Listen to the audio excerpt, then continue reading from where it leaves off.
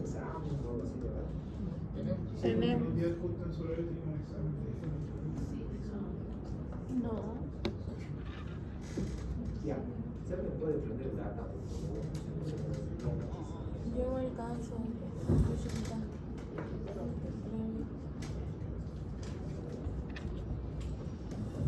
Gracias.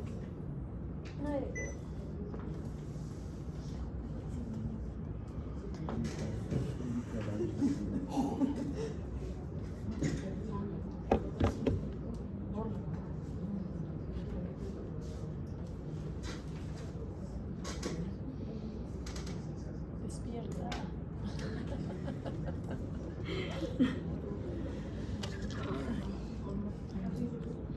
¿Cómo? ¿Qué? ¿Por qué tan cansada? No descansé bien ayer. Simplemente había llegado de La Paz.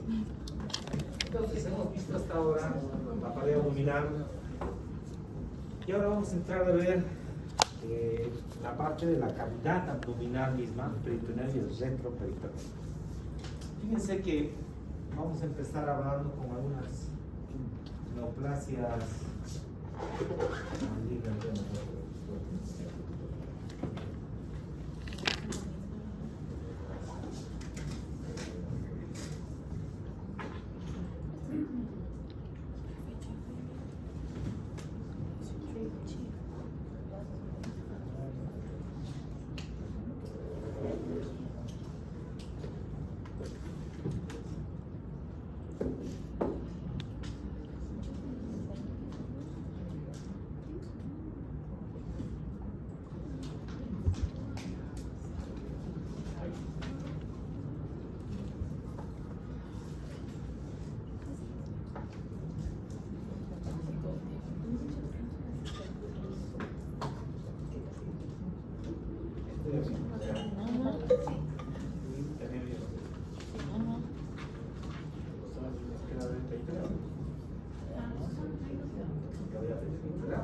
Sí, bien, decíamos que ya habíamos visto la parte de la pared abdominal, cómo estaba formado, qué anomalías había. Muchas de estas, si ustedes recuerdan, había anomalías congénitas, anomalías adquiridas, y hemos visto algunas neoplasias que no son frecuentes. Las neoplasias de pared son muy raras, muy raras vamos a encontrar. Ahora vamos a ver el peritoneo y la cavidad peritoneal. Hemos visto la envoltura del abdomen, ahora vamos a ver internamente qué estructuras tiene. Y fíjense que en esta parte es importante recordar que en la anatomía del peritoneo y la cavidad abdominal más bien está dividido en dos partes, una anterior que se conoce como cavidad peritoneal y una posterior como es el retroperitoneo, ¿no? Ambas separadas por el peritoneo parietal. Cuando habíamos visto las partes o las capas que forman la pared abdominal, decíamos que la última es el peritoneo parietal, ¿verdad? Esa está en relación con los órganos de la cavidad peritoneal. Hacia atrás también tenemos esa misma estructura que se llama peritoneo parietal posterior. Y adentro de la cavidad peritoneal, fíjense que no es una cavidad que sea lisa, etcétera, sino también tiene zonas que son entrantes y otras que son salientes. A las zonas salientes se las llaman también cordilleras, porque se acercan las cordilleras de una fotografía normal, y a las zonas entrantes se las llaman valles. Entonces la cavidad peritoneal está formada de tal suerte que es irregular, si ustedes quieren. Hay zonas altas y zonas bajas. En esta cavidad peritoneal, fíjense, vamos a encontrar esas estructuras que son salientes, que hacen que sea como endosamientos, si quieren, y que corresponde principalmente a los ligamentos, ¿no? Y dentro de estos ligamentos encontramos el ligamento coronario, por ejemplo. ¿Dónde está ubicado el ligamento coronario?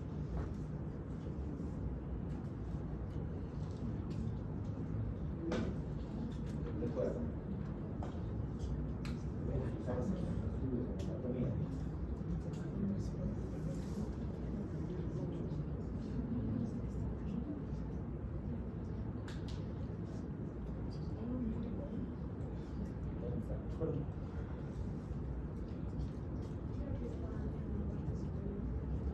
El hígado es una continuación del ligamento falciforme. Este ligamento falciforme, si ustedes recuerdan, divide el hígado en dos porciones, ¿verdad? Lóbulo derecho e izquierdo. y luego discurre por la cara superior formando el ligamento coronario hasta ambos extremos, derecho e izquierdo del hígado, donde se vuelve en ligamento triangular. ¿Ya? Y bueno, después va a la región posterior, es el ligamento venoso que está en relación con la vena cava. Entonces ese ligamento es el coronario. Hay otro ligamento, el gastrohepático. Este ligamento gastrohepático, como su nombre dice, es un ligamento que va del hígado al estómago, hacia la curvatura menor del estómago. También se llama este ligamento aumento menor o diplón menor, si ustedes recuerdan.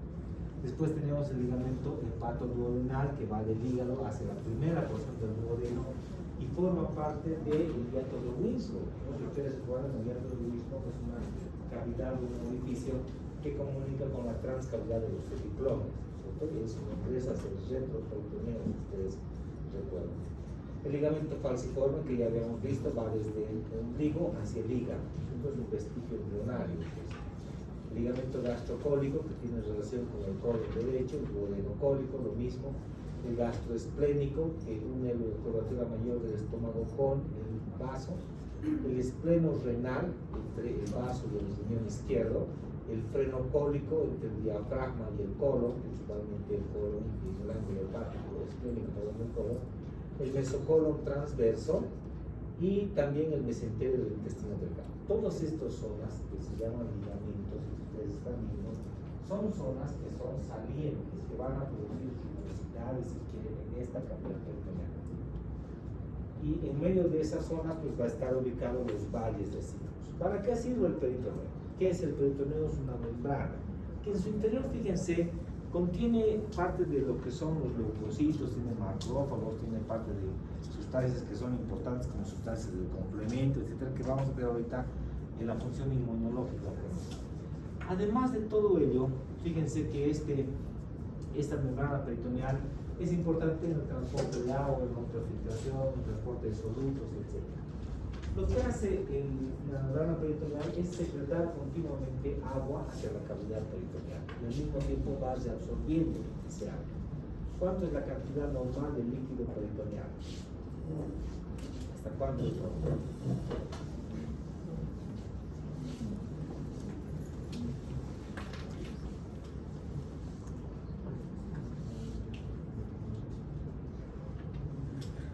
Porque en base a eso también puede haber alteraciones. ¿Hasta cuánto es normal? ¿Hasta cuánto creen que es normal? ¿Hasta cuánto? Sí. 100 ml. Muy bien, hasta 100 ml es la cantidad normal. Cuando estamos por encima de 100 ml hablamos de líquido libre en la cavidad peritoneal. Cuando estamos más de 1000 hablamos de ácidos. Hasta 100 ml no se observa ese líquido ni en la ecografía, ni en la tomografía, ni en la... Pero hay un líquido peritoneal que continuamente, decíamos, es eliminado por la membrana peritoneal y se absorbido por la misma membrana. ¿Ya?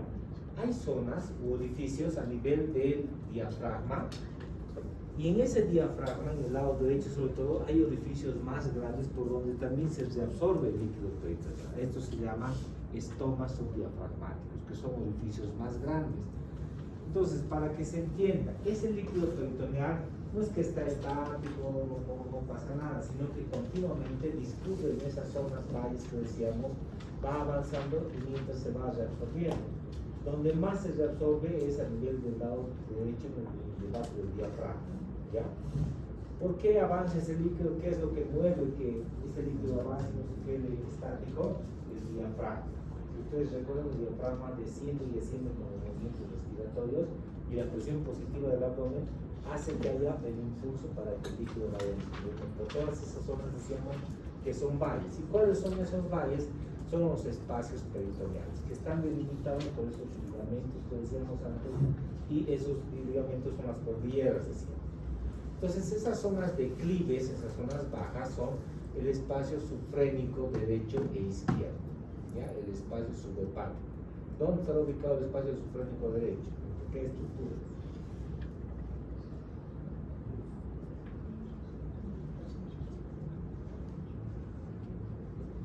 Diafragma y hígado. ¿Está bien? Diafragma y hígado. Diafragma y hígado, muy bien. Esas estructuras. Subhepático, debajo del hígado. Supramesentérico y intramesentérico. ¿Dónde estarán estos espacios? Toda la nomenclatura. Encima del mesentérico, debajo del mesentérico. En las rodillas. Después están las zonas en el lado derecho que se llaman desfiladeros paracólicos del derecho izquierdo. Eso también se conoce como corredera parietocólica, ¿ya? Que están en íntima relación con el colon ascendente y el colon descendente.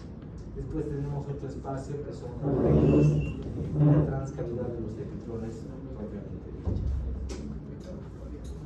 Bien, cuando existe una agresión o un proceso séptico a nivel de la cavidad peritoneal, este tuito no tiene forma de defenderse de procesos infecciosos o sépticos.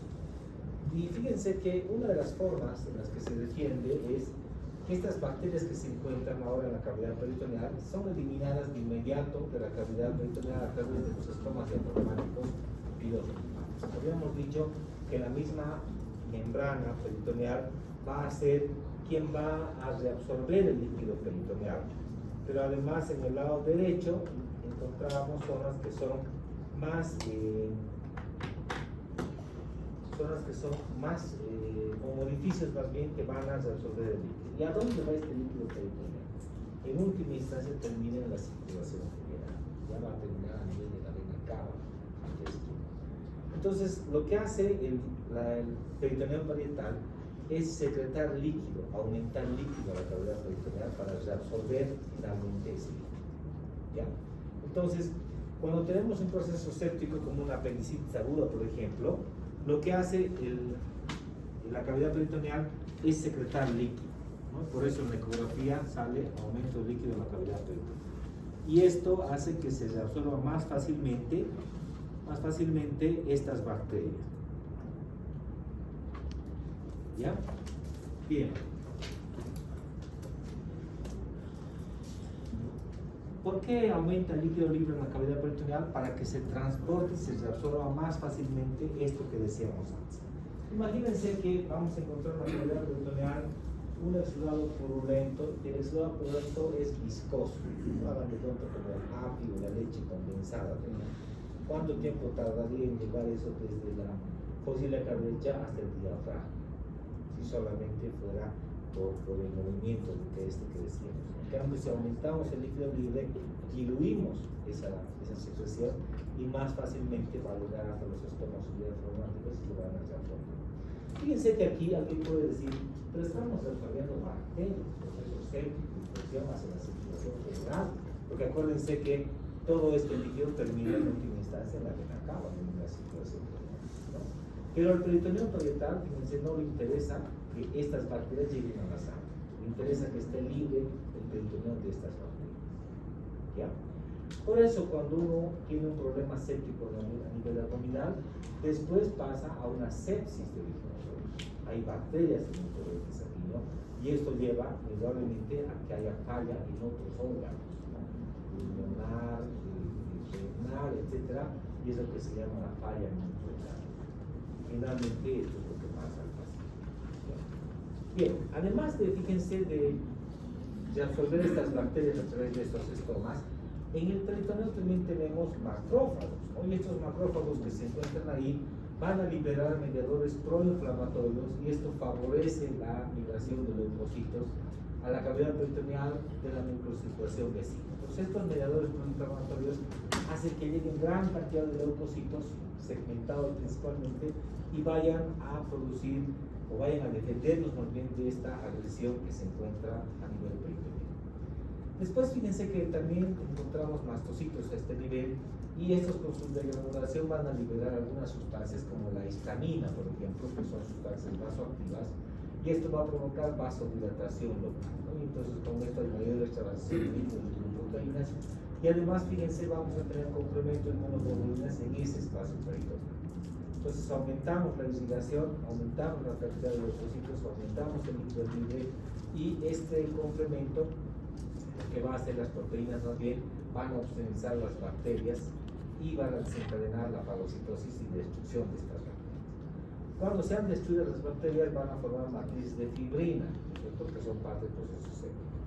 Estas van a secuestrar a las bacterias mismas dentro de estas matrices que decíamos y vamos a favorecer o se va a favorecer la formación de abscesos, pero abscesos localizados, de manera que se va a limitar la propagación general del infección. Aquí juega un papel importante el epitelio mayor. El epitelio mayor es quien engloba al proceso séptico donde se encuentra apéndice, vesícula, etc. y limita el proceso infeccioso, el proceso séptico. Fíjense que en esta cavidad peritoneal vamos a encontrar algunos trastornos. Después de haber hecho un recuerdo anatómico, fisiológico, etc.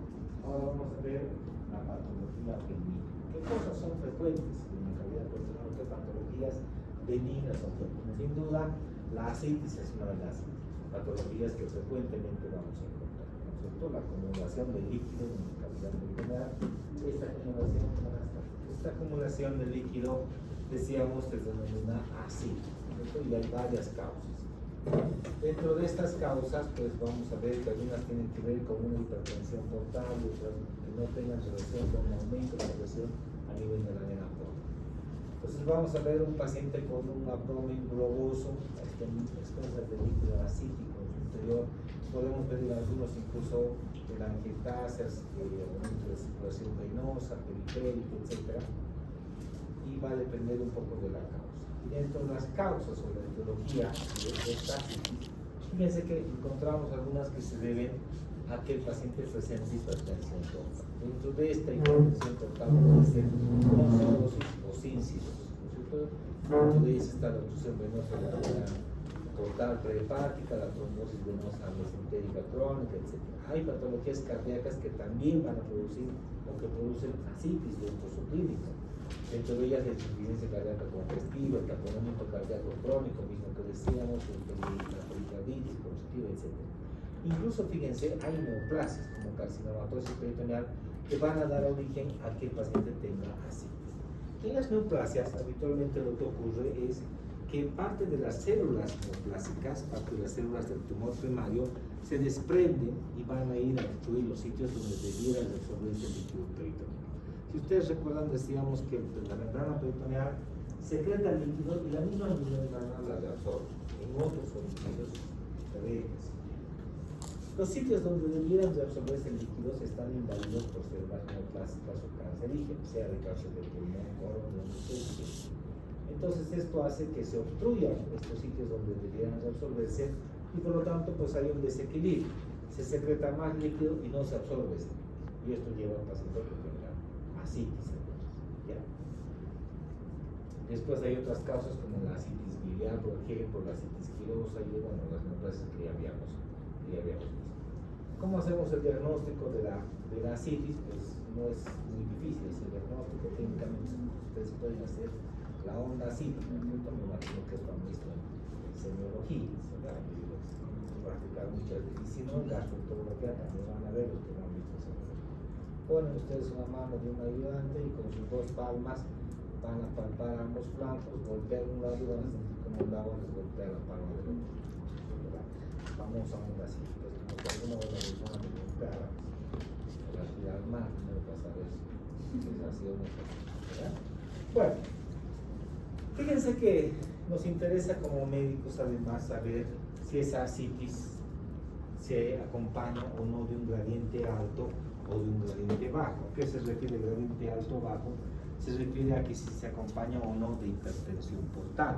Cuando decimos que tiene un gradiente alto, en otras palabras decimos es una ascitis con hipertensión portal o con aumento de presión a nivel de la vena portal.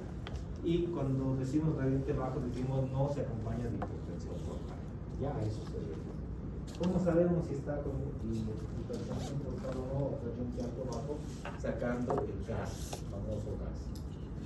Cuando el gas es mayor a 1.1 gramos por decilitro o igual, decimos que tiene un gradiente alto. Y si es menor, entonces no tiene una hipertensión portal. Entonces estas son las causas con hipertensión portal, en otras palabras, y estas sin hipertensión portal. ¿Saben sacar el gas? ¿Creen que albumina acética y albumina de líquido acética? No, todavía no llevamos así. Ahora, ahí la otra Valverde, Sí. más o menos por ahí. Para sacar el gas necesitamos dos pruebas. Una, la albúmina, la determinación de albúmina del líquido acítico. Entonces, hacemos una paracentesis, ¿saben qué es la paracentesis? ¿Verdad? Sí. Está líquido acá. Hacemos una paracentesis, mandamos al laboratorio y pedimos que nos determinen cuánto de albúmina tiene ese líquido. Entonces ese valor corresponde a albúmina del líquido acítico, ¿verdad? Después tomamos sangre al paciente y de la sangre vemos que nos determinan cuánto de albúmina tiene. Entonces ahí tenemos albúmina sérica. Entonces ahí tenemos dos albúminas, la albúmina sérica y la albúmina del líquido acítico. Entonces lo que hacemos es restar. Restamos de la albúmina sérica la albúmina del líquido acítico, ¿no? Por ejemplo, si tuvieran la albúmina sérica de 3.5, es la albúmina que tiene en la sangre el paciente, ¿verdad? Y la albúmina del líquido acítico está en 2. ¿Cuál sería el valor? 1.5. Y ese valor dice que es realmente alto o bajo. Alto. Y entonces ahí pensaríamos en estas cantidades. ¿Ya? Para eso sí, el gas. Así les puedo preguntar en el examen, ¿verdad? El caso clínico, saque el gas. Media hoja de leer, el gas. 20 segundos por prueba. Bueno, así se multiplica. Bien. ¿Cuál es el tratamiento? Ya sabemos que el paciente tiene asitis, sabemos que el de alto, bajo, etc. Y vamos a tratar. El tratamiento, fíjense que es un tratamiento escalonado. Aquí empezamos primero siempre con la restricción de sol. Siempre empezamos con eso. Si ustedes le dicen al paciente, ¿sabe qué? Deje de comer sal desde mañana, prohibido comer sal en su dieta, no lo va a hacer, ¿verdad? Imagínense a ustedes que es imposible. Hay que ir disminuyendo de a poco la cantidad de sal, ya hasta llegar a la cantidad necesaria para cada paciente. Hay una enfermedad que es un poco específica. Muchos pacientes solo con la restricción de sal o sodio mejoran, no requieren ningún otro procedimiento, mejoran la asitis, etc. y van bien. Algunos casos no mejoran con esto y continúan y a veces hasta pueden empeorar. Entonces vamos al segundo escalón, que es la administración de diuréticos. Entonces aquí podemos utilizar la furosemida, que es muy frecuente, que es más barata, etc. Pero la furosemida nos va a detectar potasio, o sea, mucho cuidado cuando vayamos a usar ese medicamento, sobre todo si vamos a usar por periodos largos. Entonces, espinolatón es otra buena alternativa que nos va a ahorrar el potasio y vamos a quitar la clasificación. Entonces, sacamos líquido, fíjense, con estos diuréticos y además restringimos la cantidad de sal. Entonces, con eso vamos a disminuir la asitis del paciente y en algunos casos con eso será suficiente. En otros, sin embargo, pues tendremos que hacer la paracentesis. Cuando fallan estas 2 horas, vamos a la paracentesis.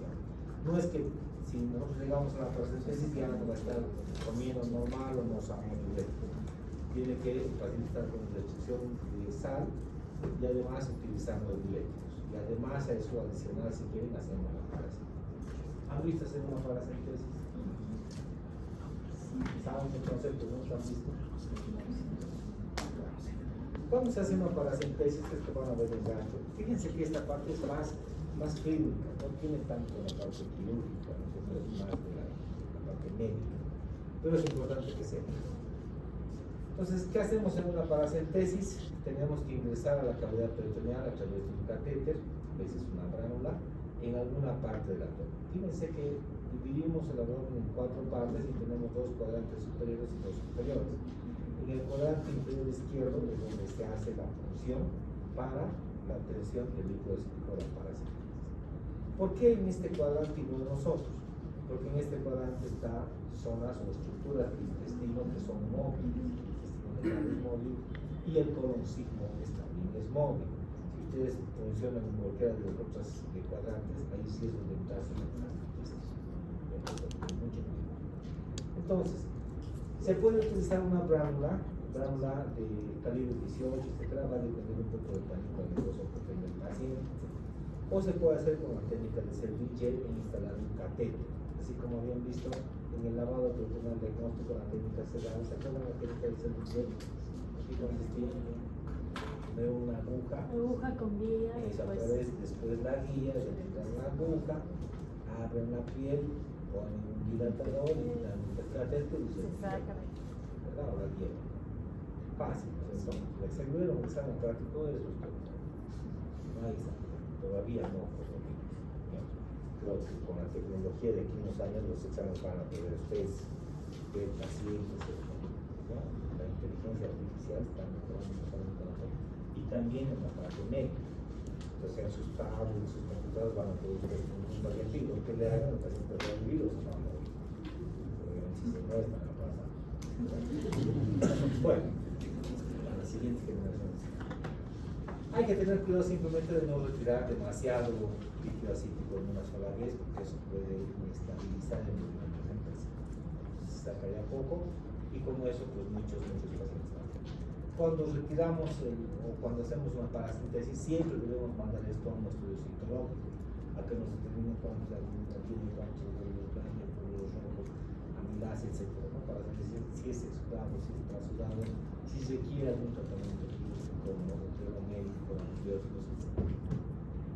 Otra de las patologías también benignas de esta cavidad peritoneal son precisamente las peritonitis. Dentro de estas peritonitis hay algunas en las que no se abre el tubo digestivo ni el sistema urinario y se llaman ellas peritonitis primaria cuando no ha habido una contaminación por una ruptura o apertura del tubo digestivo o la vía urinaria, y peritonitis secundaria cuando ha habido lesiones en estas estructuras. Entonces, por ejemplo, la peritonitis apendicular será una peritonitis secundaria porque el apéndice se ha perforado, se ha contaminado la cavidad, etc. Lo mismo la úlcera pectoral, etc. Entonces, la peritonitis es una reacción del peritoneo, que veíamos como restaurante, pero a un proceso séptico, infeccioso en la cavidad peritoneal. Esta peritonitis puede ser localizada o puede ser generalizada. Y dentro de estos decíamos, vamos a encontrar una peritonitis primaria que generalmente está producida por la peritonitis bacteriana espontánea. En esta peritonitis, fíjense, la causa de esto es una translocación bacteriana. Entonces se ven algunos pacientes asíticos también, puede haber una translocación bacteriana, o en los pacientes con obstrucción intestinal, ya sea alta o baja. Normalmente el tubo digestivo, sobre todo el intestino delgado, no tiene muchas bacterias, es casi aséptico. Sin embargo, cuando hay un proceso obstructivo, el hecho de que no avance el tránsito intestinal hace que ese tránsito se contamine y haya bacterias. Entonces, estas bacterias pueden atravesar la pared del intestino y llegar al peritoneo. Así se forma la peritonitis bacteriana espontánea. Sobre todo ocurre esto, decíamos, cuando hay distensión. Si ustedes recuerdan, el intestino tiene vellosidades, sobre todo en su interior. Estas vellosidades son exceso de la mucosa del intestino. Pues la mucosa es tan redundante internamente que es así como mis dedos, está así. Pero cuando se distiende esta asa del intestino, estas vellosidades se aplanan. Al aplanarse estas vellosidades crean espacios microscópicos y por ahí las bacterias atraviesan al espacio peritoneal. ¿Ya? Entonces, no requiere un tratamiento quirúrgico en primera instancia, solamente tratamiento antibiótico.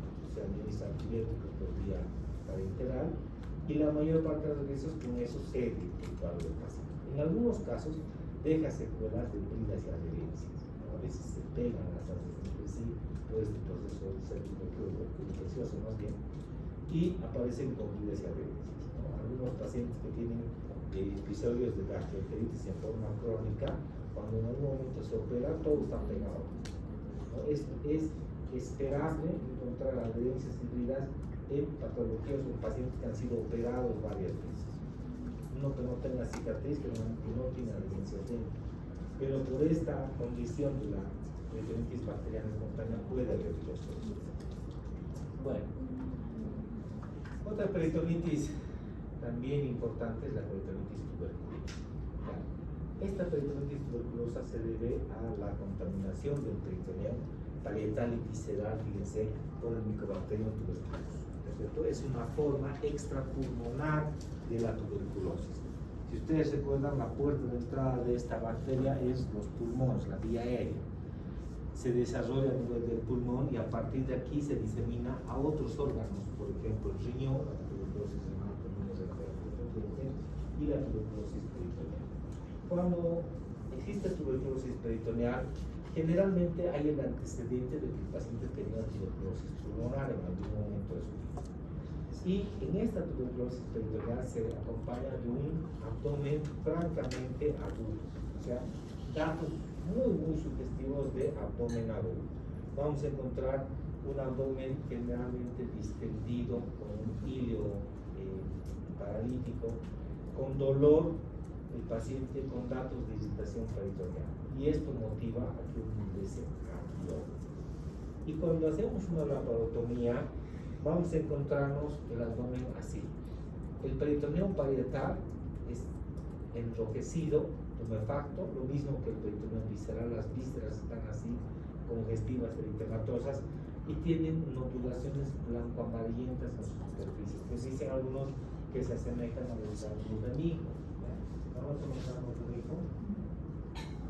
El cereal de los hamburguesas de pan. Sí. Entonces eso van a encontrar dentro de la cabeza, ¿ya? Cuando esto ocurre, fíjense, los que ingresan a quirófano y ven esto, pues lo único que hay que hacer es cerrar lo más rápido que se puede ese abdomen y no tocar lo que es tan friable este tejido por este proceso infeccioso, inflamatorio más bien, que solo tocarlo puede deshacerse y generalmente forman fístulas, y esas fístulas nunca cicatrizan. Hemos visto en el hospital nosotros 2 o 3 casos de la guardia que operaron, que empezaron con una fístula, después otra fístula, todos sus intestinos estaban fistulados, terminaron con ostomías, algunos se han muerto, fíjense, bien complejo. Entonces, basta que sea algo, no, hay que abocar afuera, hacer una ostomía y esperar que con eso baje todo el problema. Entonces, quirúrgicamente no tiene un tratamiento, excepto si se perfora. A veces puede haber perforaciones en ellos. Y si existe una perforación, no se hace una anastomos, simplemente se hace una ostomía. Se aboca el segmento proximal hacia la pared del paciente hasta que pase todo el proceso. Puede durar 1 año, 2 años, etc. Y después recién, en otra segunda cirugía, se hace la restitución del tránsito intestinal. ¿Ya? Bien. Entonces, ¿cuál será el tratamiento de peritonitis tuberculosa? El tratamiento tuberculoso. El tratamiento específico de la tuberculosis. Que antes, antiguamente era de 1 año, después pasó a ser de 6 meses, antes 8 meses, y ahora creo que es 3 o 4 meses. Tiene que ser supervisado, porque muchos no toman sus medicamentos. Entonces hay que hacer ese es el tratamiento. Bueno, existe también la peritonitis asociada a la diálisis peritoneal, ¿no? Hay muchos pacientes que tienen problemas de insuficiencia renal y algunos de ellos van a requerir diálisis. ¿Nosotros han visto hacer diálisis alguna vez? Diálisis peritoneal, unos y otros no. En esta diálisis peritoneal, fíjense lo que hacemos es utilizar el peritoneo parietal como una membrana hiperosmolar. Entonces introducimos sustancias que son hiperosmolares para que por ósmosis todo lo que no requiera o no necesite nuestro cuerpo, lo que debiera salir por la orina, salga a la cavidad peritoneal y de aquí hacia el exterior por este catéter de la diálisis peritoneal. ¿Ya? Si ustedes no han visto nunca cómo se hace una diálisis, no es tan complicada como pareciera. Se coloca un catéter en el abdomen que se parece mucho al catéter que poníamos en el lavado peritoneal diagnóstico, ¿se acuerdan? Y en vez de colgar suero, ¿se acuerdan que colgábamos suero en el lavado peritoneal diagnóstico? Colgamos sustancias hiperosmolares, peritofundin, se llama, peritofundin 1 y peritofundin 2. Vaciamos 1000 cc a la cavidad y una vez que ingresaron los 1000 cc, vaciamos la bolsa y los ponemos debajo del paciente. Entonces ahí recuperamos los 1000 cc, pero fíjense ya con sus cantidades que no sirven, ya lo que debiera salir por ahora. Entonces hay una comunicación entre el ambiente externo y el interno o la cavidad peritoneal del paciente. Y este catéter puede ser origen, fíjense, a ingresar bacterias, virus, hongos al paciente, producir entonces una peritonitis asociada a la diálisis peritoneal. Cuando esto ocurre, vamos a ver la salida del líquido acítico o líquido más bien de lavado, de un color turbio, a veces con suelo turbulento incluso. No requiere tratamiento quirúrgico, vamos a retirar este catéter y analizar antibióticos. En los casos en que formen abscesos o colecciones dentro de la cavidad peritoneal, ahí sí tenemos que ingresar, hacer una laparotomía, lavar, drenar el absceso que se hubiera formado. Y por supuesto que esto como secuela va a dejar adherencias en el paciente, ya no nos va a servir para hacer la diálisis. Pues aquí tendremos que cambiar. Si estaba haciendo diálisis peritoneal, ahora vendrá a hemodiálisis, habrá que crear una fístula en el paciente y llegará a una hemodiálisis. ¿No? Finalmente está el programa de trasplante renal en la lista de espera, que en nuestro medio de decirles es larguísimo. La lista de espera para trasplante renal, poco más si le dicen 20 años, capaz de llegar vivos, y es lo que no tenemos una cultura de donar, muchos fallecen con todo, pero fíjense que en otras partes hay una cultura, pueden donar órganos, cosas. Esperemos que pronto nuestro medio cambie un poco. Parece que la caja va a ser más un centro de referencia para trasplantes renales. Vamos a ver. Bueno. Veamos. Tumores y retroperitoneales. Ahora sí, vamos a ver neoplasias malignas del peritoneo. Dentro de estas neoplasias malignas, fíjense que tenemos el mesotelioma maligno, el carcinoma peritoneal primario, los sarcomas y finalmente las metástasis transperitoneales. Estos son tumores primarios del peritoneo parietal, tumores que se forman o se originan en el peritoneo parietal, que fíjense son muy raros, no son frecuentes en relación a los metastásicos. Con muchos los tumores metastásicos son mucho más frecuentes a nivel peritoneal. Entonces, el pseudomixoma peritoneal es un tumor que se localiza en el peritoneo parietal, como su nombre dice.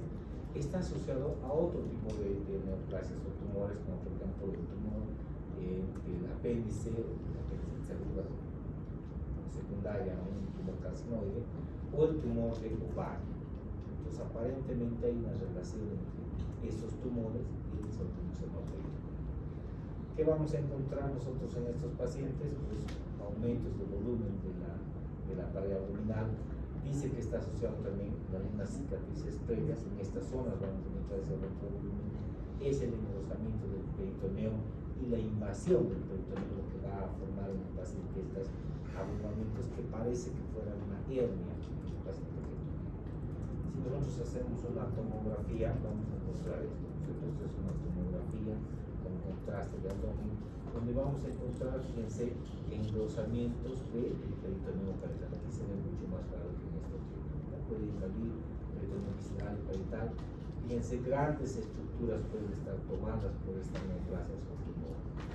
Y cuando hacemos una laparotomía encontramos una sustancia gelatinosa que es muy típica de ese tipo de tumores.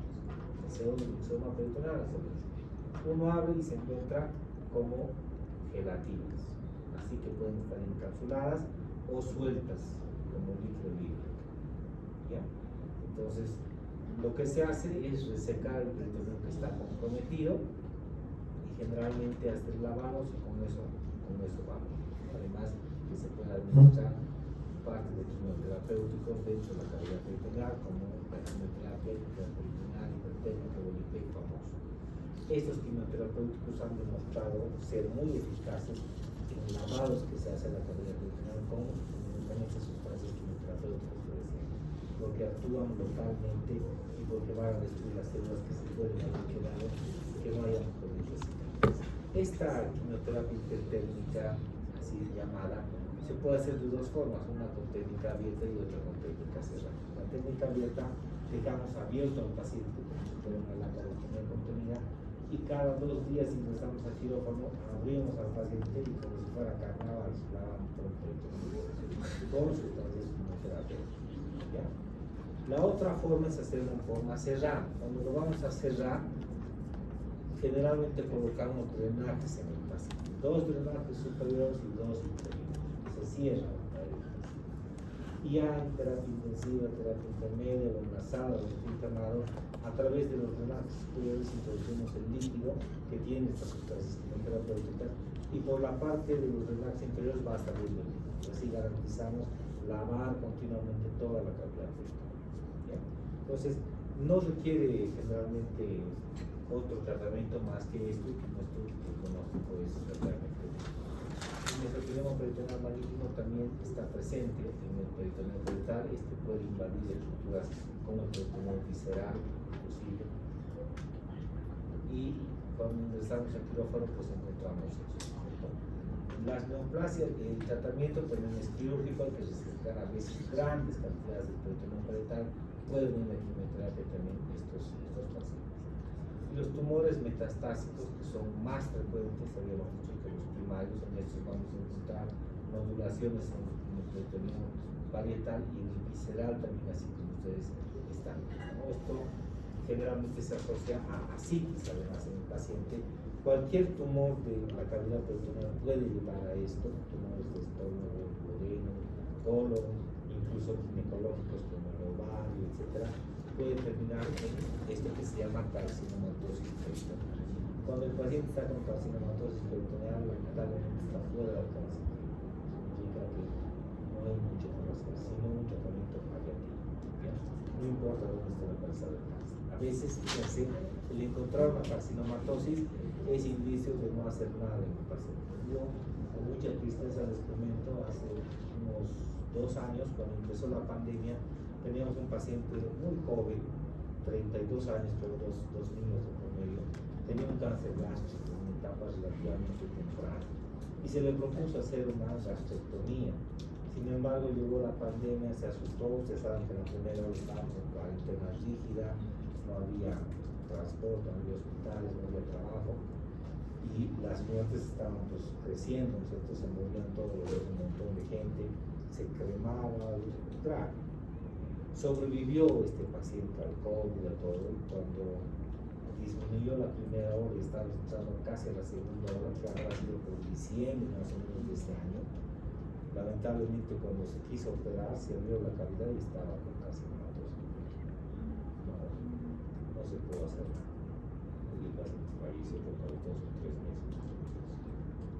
Entonces, la carcinomatosis peritoneal es signo normal, pronóstico malísimo, pronóstico, y como les digo, pues generalmente restringe cualquier otro procedimiento. Bueno, vamos a hablar ahora del mesenterio y del útero. El mesenterio, si ustedes recuerdan, es esta parte del ligamento que une el intestino con el peritoneo por la parte inferior y que a través de este mesenterio más bien va a distribuir todo el paquete básico nervioso, va a nutrir hacia el intestino. Y el epitelio mayor es esta estructura que ustedes ven, que está formada generalmente por tejido adiposo, que en su interior tiene grandes vasos, tiene conductos linfáticos, etc. Que tiene 2 hojas, ustedes recuerdan, una que se origina en la curvatura mayor del estómago, que es la hoja anterior, y la hoja posterior que se origina en el colon transverso, y que ambas hojas van a formar el epitelio. Este, decíamos, tiene un papel importante en las infecciones o procesos sépticos. Cuando hay una apendicitis aguda, este es el primero que va y se pega a la apéndice para limitar la infección y evitar que se disemine a toda la cavidad, ¿ya? En los niños, este epitelio mayor es muy corto, apenas llega al colon transverso. Entonces, los niños que tienen apendicitis no hacen peritonitis localizada, porque no hay quien englobe o quien limite la diseminencia. Por eso un niño generalmente debuta con peritonitis diseminada localizada. Además que es más difícil hacer diagnóstico. Bueno, decíamos el mesenterio es esto que están viendo ustedes en amarillo, es un ligamento que está formado en el tejido adiposo, que en su interior distribuye las ramas de la arteria mesentérica superior que van a llegar todo el intestino delgado. Hay arterias, arcos arteriales de primer y segundo orden y finalmente los vasos rectos que llegan a este borde. El intestino delgado es el borde mesentérico y el extremo distal es el borde antimesentérico, esto que está viendo.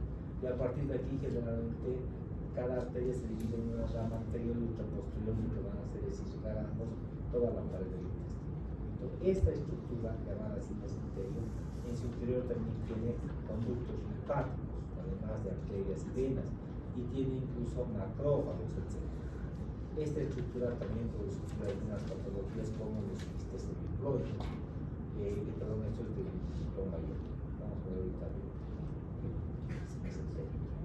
Este epiploma que decíamos que en su interior también tiene conductos linfáticos, arterias, venas, etc., puede sufrir quistes epiploicos. Esto generalmente se debe a obstrucciones de los conductos linfáticos a nivel del epiploma mayor, y entonces van a aparecer quistes con líquido citrino generalmente en su interior. Cuando el quiste es pequeño, el paciente usa asintomático, nunca se da cuenta que tiene quiste epiploico. Si el quiste es grande, si crece demasiado grande, va a comprimir estructuras internas, va a apretar el intestino delgado, etc. Y se va a acompañar ahora sí de clínicos, náuseas, vómitos, datos de infección intestinal por causa extrínseca, etc. Cuando vayamos a pedir una tomografía o ecografía, nos vamos a dar cuenta que tiene un quiste a nivel epiploma. ¿Ya? Cuando es asintomático y no da ningún síntoma porque el quiste es pequeño, generalmente el diagnóstico es incidental, porque le pedimos una ecografía para operarle la vesícula y la ecografía encuentra el quiste, entonces nos dice el quiste epiploico. O cuando ingresamos a quirófano, estamos operando el apéndice y nos damos cuenta que además tiene un quiste epiploico. El tratamiento de esto es muy sencillo, porque hay que poner una pinza aquí en la raíz, cortar y ligar o anudar el sucrín que queda expuesto. Es decir, resecar parcialmente el epiploma mayor donde esté comprometido por el quiste. ¿Cómo se llama la resección del epiploma mayor? ¿Cómo se llama técnicamente?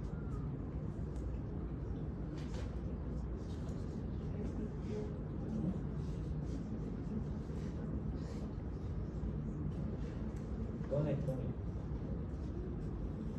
¿Cómo se llama? ¿Qué? ¿Gonectomía? No, los términos no se utilizan. Imagínense, ¿cómo se llama la resección de la mama? Mamectomía. No, ¿verdad? ¿Cómo se llama? Empieza con O y acaba con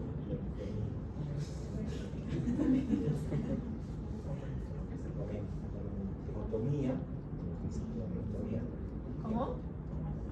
Omentectomía. Omentectomía. Bueno, si decíamos, nosotros hiciéramos estudios imagenológicos, como por ejemplo por resonancia magnética, veríamos un quiste bastante grande a nivel de la cavidad pulmonar, ¿verdad? Otra quiste de epiploma. Este es el epiploma mayor, fíjense, y tiene como una cápsula y el quiste. Entonces hay que resecar esa parte con estos términos. Bueno, otra de las patologías del aumento mayor es la torsión o infarto epiploico. Puede ocurrir, si ustedes recuerdan, el epiploma mayor es móvil en la mayoría. Puede fijarse en alguna estructura y rotar después sobre su propio equilibrio. El paciente estaba con un problema de una colecitis aguda, fue a pegarse a la vesícula y después rotó sobre su propio equilibrio. Y ahí puede haber la torsión del epiploma mayor. Puede que el epiploma mayor forme parte o forme más bien el contenido de una hernia. Ingrese a un orificio, a la hernia, y que ésta se estrangule. Entonces vamos a tener el infarto epiploico, por una isquemia de este epiploico. Entonces vamos a encontrar un segmento isquémico sufrido, si ustedes quieren, del intestino por el compromiso vascular que existe, y el tratamiento es simplemente resecar. Poner dos pinzas y resecar ese segmento comprometido. Con eso estaría bien. Aquí estamos en una tomografía simple, donde vemos parte del epiploma mayor con datos de sufrimiento o isquemia, además de un engrosamiento. Igual, parte del epiploma que formaba parte de una hernia y esta hernia estaba estrangular, un compromiso vascular. Entonces, dos pinzas, el corte y finalmente la ligadura del segmento. Las neoplasias epiploicas son raras, muy raras, más primarias. Generalmente las metastásicas o secundarias son más frecuentes que las primarias. Cuando es metastásica es igual que la carcinomatosis peritoneal, es un mal pronóstico, lamentablemente no hay mucho que hacer.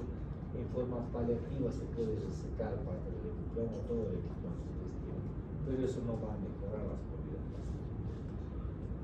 Ahora, el epiplomo mayor nos puede servir en algunas situaciones cuando queramos hacer un injerto o transposiciones hemiploicas, ¿no? Ocurre, por ejemplo, que si nosotros tuviéramos un paciente como en este caso, donde esto que están viendo es la cavidad peritoneal y que está a nivel del tórax. No hay piel para cubrir el esternón o la parte anterior del tórax. Entonces, ¿qué haríamos? Llevaríamos el epiplomo mayor hasta el tórax para cubrirlo. ¿Ya? Tiene una gran vascularización, sirve para hacer sus procedimientos. En algunos casos, fíjense, está descrito incluso que parte del epiplomo llegue hasta el cuello. Lesiones grandes a nivel del cuello, incluso el cráneo, puede llegar al epiplomo y por la vascularización permitir que se sonan los isquémicos y sobre todo que se aísle la piel de la parte externa, ¿ya? Hasta esperar que se rellene según la intención, etc. Nos puede servir también en algunos casos en los que la piel no alcance, por ejemplo, para reparar un defecto herniano, las hernias grandes o gigantes que se estrangulen o que haya fístulas y necesitemos operar, no vamos a poder cerrar la pared. Si ustedes se acuerdan, el tratamiento de una hernia es colocar una malla hoy en día. Y estas mallas hay de dos tipos, ¿verdad? Las mallas de polipropileno y polipropileno. En general, mallas hay de todo tipo, pero estas dos son las que más se utilizan. Las de polipropileno, que son las más baratas, que ustedes pueden conseguir desde 150 bolivianos, tamaño 15 por 15, hasta los 300, 600, y las más caras son 15 por 15. En cambio, las de polietileno, el mismo 15 por 15 desde 4.500 hasta 30.000 bolivianos, para definir la marca, el tipo de textura. Entonces, ¿cuáles son las ventajas de usar estas mallas? Las de polipropileno se adhieren muy bien a los tejidos, pero no podemos colocar como el intestino, con la cavidad peritoneal, porque el intestino se pega y se fistuliza, se perfora el intestino. No debe estar en contacto estas mallas con el intestino. En cambio, las de polipropileno están hechas precisamente para el contacto visceral. Ustedes pueden poner dentro de la cavidad peritoneal y el intestino no se va a pegar nunca. Después de 10 años va a estar la malla y no se va a pegar el intestino. ¿Ya? Pero es caro ese problema. Entonces, ¿qué hacemos si tenemos un paciente con una herida así, una hernia, y no hay cómo llegar a contacto? Pusiéramos una malla, pero si va a estar en contacto con el intestino, no nos sirve. Entonces, ¿qué hacemos? Podemos colocar el epiplomo mayor, así como están viendo, entre la malla y las vísceras. Entonces, suturamos el epiplomo mayor a la pared, al borde aponeurótico en realidad, y encima colocaríamos la malla. Entonces, este epiplomo separaría el intestino de la malla. ¿Ya? Para eso también nos sirve. Y otra cosa que nos ayuda mucho el epiplomo mayor es en los procedimientos donde hay una perforación, principalmente a nivel del estómago y del duodeno, la perforación de una estrategia. Y en este procedimiento pues, se utiliza el epiplomo mayor como un parche, ¿no? Eso se llama el parche de Graham. ¿Se acuerdan cómo se hace el parche de Graham? ¿Se acuerdan o no? Técnica quirúrgica. Está en su temario de eso que están viendo es el duodeno, ¿verdad? Y aquí está el estómago, esta es la primera porción del duodeno, la segunda, y bueno, no se veía la construcción. Estamos viendo la primera porción del duodeno y vemos aquí un orificio, ¿no es cierto? Un orificio por una perforación de úlcera péptica. Entonces, cuando nosotros ingresamos al quirófano, lo primero que tenemos que hacer en este caso es cortar los bordes del sitio que se ha perforado, solamente la úlcera, y mandamos a patología para saber si es cáncer o no es cáncer. Lo siguiente que hacemos es cerrar con puntos separados, generalmente con un material no absorbible como el prolene, en caso de 3 ceros o 2 ceros. Con estos puntos cerramos este orificio. Y nos sobramos el hilo, anudamos esto y no cortamos el hilo, sobramos. Y después lo que hacemos es llevar el epiplomo mayor así como están viendo, y con estos mismos hilos, después que se ha anudado, sujetamos el epiplomo mayor para que no se mueva. ¿Ya? A eso se llama el parche de Graham, a este procedimiento que se hace. Los hilos, cuando vayamos a anudar, estos que están viendo en el epiplón, no deben ajustar demasiado porque si ajustan esta parte se necrosaría. Quitaríamos la legislación y se necrosaría. Solo tienen que estar fijos para que no se muevan. Por estudios experimentales se sabe que si nosotros encontramos así un orificio en el tubo digestivo, no importa donde sea, y el epiplón mayor solamente lo apoyáramos encima, en unas 6 a 8 horas este epiplón crearía adherencias en este sitio y lo sellaría, y evitaría que salga. Entonces no necesitaríamos ni poner puntos, nada, solo unir el epiplón mayor y esperarnos 6 a 8 horas sentados viendo las pelis, hasta que haya adherencias. Eso no podemos hacer en 18 horas en kilogramos gravísimo, ¿verdad? Entonces por eso ponemos estos puntos para cerrar y estos hilos para que no se muevan, ¿ya? Este epiplón mayor, cuando hay un proceso séptico, etc., va y se pega muy bien, ¿no es cierto? El ejemplo claro es una colecistitis. Ustedes saben que las vesículas cuando se operan, el paciente que está con datos de colecistitis, si no come, si consume antiespasmódicos, etc., y se hace un reposo abdominal o del tubo digestivo, puede que mejore su modo. Pero en ese interín el epiplón mayor ya iba a pegarse al hígado y a la vesícula para alimentar el proceso séptico. Después pasa el dolor y después de unos años decide operarse y cuando operamos todo el epiplón mayor está pegado al hígado, ¿no? Y sus adherencias son firmes, hay que cortar primero para decirnos la vesícula. Bien, eso se llama el parche de grano, no se olviden por favor, puede ser pregunta del examen. También se puede hacer este procedimiento por vía laparoscópica, igual que por vía. Acuérdense, solo es aproximar el epiplón mayor para sellar un poco eso que estaba. Y bueno, el mesenterio decíamos, esa estructura también nos va a dar algunas alteraciones, como los quistes mesentéricos. Este quiste mesentérico, igual que el quiste diploico, es un quiste que se forma por la acumulación principalmente de linfa, ¿ya? Por una obstrucción de los conductos linfáticos. Entonces, no es muy frecuente encontrar esto, la frecuencia es muy rara, uno en cada 210.000 casos, generalmente está descrito. Y lo mismo que en el epiplón mayor, en el mesenterio, cuando es pequeño este quiste, no da ninguna sintomatología, no le duele al paciente, no le provoca absolutamente nada.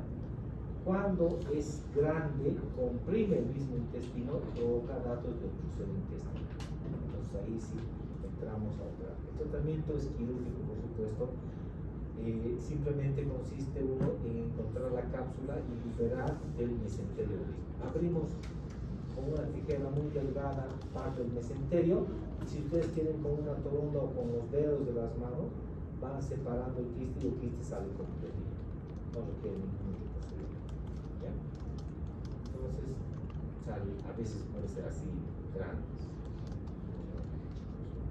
Entonces fíjense, este es un quiste bastante grande que comprime todo el contenido abdominal y rechaza hacia el lado contralateral. Aquí vamos a encontrarnos sin datos de función intestinal, etc.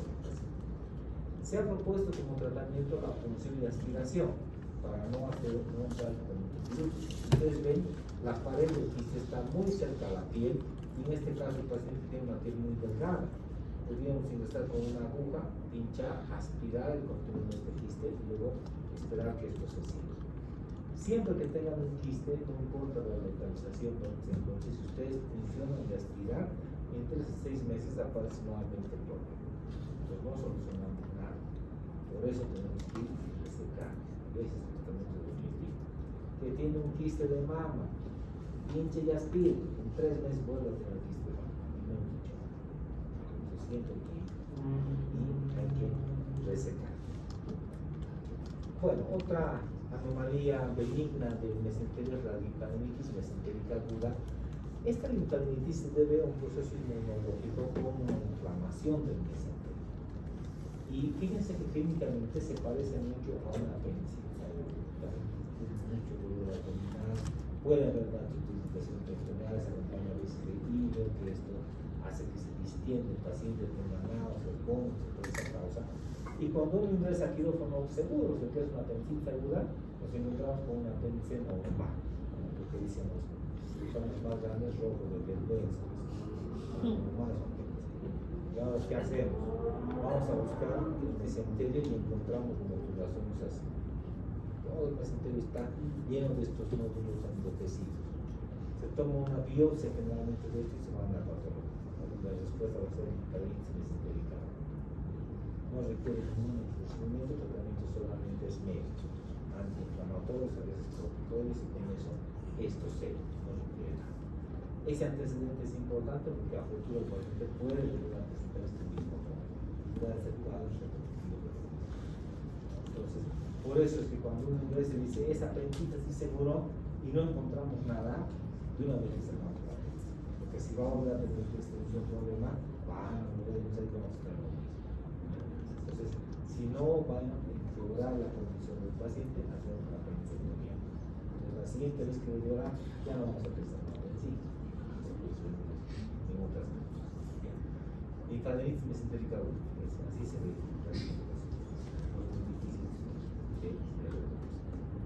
Y bueno, la mesenteritis esclerosante generalmente es una secuela de este proceso inflamatorios infecciosos a nivel del mesenterio, donde vamos a encontrar un mesenterio acartonado o engrosado, si ustedes quieren, un aumento del grosor del mesenterio, que en algunas situaciones puede obstruir la irrigación sanguínea, y la movilidad, por supuesto, del intestino.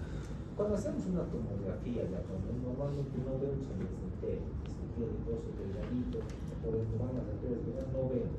Vemos los intestinos delgados, gruesos, pero no vemos el mesenterio. En este caso, fíjense cómo se ve el mesenterio.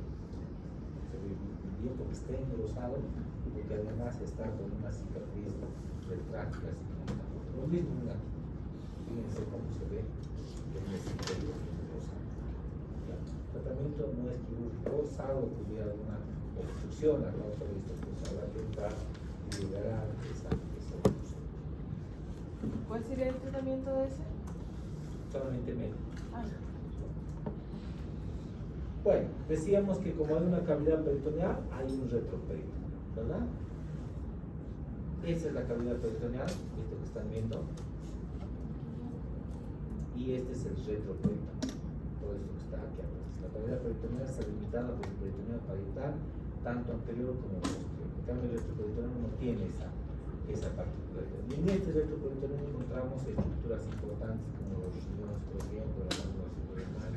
Están grandes vasos como la arteria aorta, la vena cava inferior, están músculos como los músculos psoas, están el páncreas, están parte del duodeno, si ustedes recuerdan la segunda, tercera, cuarta porción del duodeno, está el colon ascendente y el colon descendente, la parte posterior son retroperitoneales. Entonces están los uretres, también, etc. Es decir, muchas estructuras importantes están a nivel retroperitoneal y esas estructuras son las que van a motivar procedimientos quirúrgicos. Y cuando uno va a operar el retroperitoneal, porque tiene un problema a nivel del riñón, del ureter, de la glándula suprarrenal, del páncreas, del duodeno, de las pompas, lo que ustedes quieran, hay dos formas de hacer. Uno es ingresar por el abdomen. Tenemos aquí, este es el problema, su riñón del paciente. Podemos ingresar por el abdomen, hacemos una laparotomía, abrimos esta fascia, esta fascia del peritoneal parietal posterior y llegamos al riñón. Caemos justo. Esa es una forma. Y la otra es ingresar por la región posterior a través de una lumbotomía. Hacemos una incisión aquí atrás y llegamos posteriormente sin tocar la cavidad peritoneal. ¿Tiene algunas ventajas? Sí tiene ventajas. Cuando ingresamos por la región posterior sin tocar el peritoneo, tenemos menos hidroposo operatorio. Siempre que se abra la cavidad peritoneal y se manipula el intestino, al día siguiente el paciente no tiene ruidos hidroaéreos y si le dan de comer va a vomitar. Si es viejito se va a broncoaspirar y se puede morir. Mucho cuidado. Pero si nosotros ingresamos por atrás, no tenemos esto. El paciente puede comer si quieren a las pocas horas después de la anestesia. Ausencia de bebidas intraabdominales. Siempre que se manipula el intestino, que entre en contacto con el guante que no se haya lavado, va a tener heridas y adherencias o aumentar sus riesgos. Los guantes están estériles, los que nos dan para operar, pero no sé si ustedes han visto, tienen como un talco y eso provoca adherencias en el paciente. Por eso van a ver que muchos cirujanos cuando hacemos la parotomía no es que agarramos nuestra mano y metemos adentro, nos lavamos, ves que es lava en serio, ese guante estéril, va a salir con una leche, ¿no? Blanco. ¿No? Lo limpiamos con una compresa única para sacar eso. Pero hay un riesgo, siempre hay un riesgo de que haya epidermis. Pero como estamos ingresando por el ejemplo posterior, no hay esta. Hay menos pérdidas intraoperatorias del líquido por evaporación. Siempre que se abra la cavidad peritoneal, se evapora. El paciente ya le evapora y el líquido. Por eso van a ver que el anestesiólogo se desespera. Está poniendo a chorro cada vez solución, que su presión está cayendo y al final, en el recuento, al final dicen, ya nos pasado 2000 cc en 1 hora de ciclo. Ustedes pueden pensar, ¿dónde hay 2000 cc? Si el requerimiento hídrico es casi 3000 para 24 horas. Su paciente está encharcado, ¿no? No está encharcado porque está perdiendo gran cantidad de líquido por la temperatura del paciente. Entonces, no hay esa complicación cuando operamos a través de una noticia. Hay menos complicaciones respiratorias como atelectasia y neumonía final. ¿Ya? Bueno, faltan 10 minutos. Vamos a esperar. Gracias.